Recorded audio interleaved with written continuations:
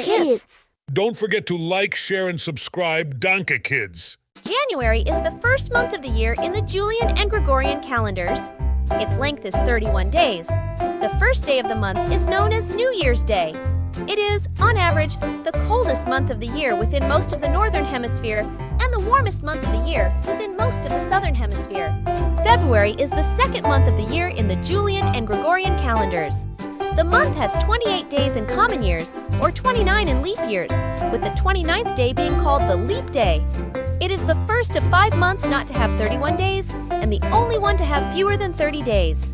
March is the third month of the year in both the Julian and Gregorian calendars. Its length is 31 days. In the Northern Hemisphere, the meteorological beginning of spring occurs on the first day of March. April is the fourth month of the year in the Gregorian and Julian calendars. Its length is 30 days. April is commonly associated with the season of spring in the Northern Hemisphere and autumn in the Southern Hemisphere. May is the fifth month of the year in the Julian and Gregorian calendars. Its length is 31 days.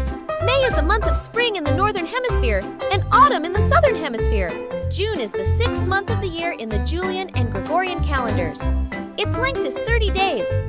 June contains the summer solstice in the Northern Hemisphere, the day with the most daylight hours, and the winter solstice in the Southern Hemisphere, the day with the fewest daylight hours. July is the seventh month of the year in the Julian and Gregorian calendars. Its length is 31 days. It was named by the Roman Senate in honor of Roman General Julius Caesar in 44 BC, being the month of his birth. August is the eighth month of the year in the Julian and Gregorian calendars. Its length is 31 days.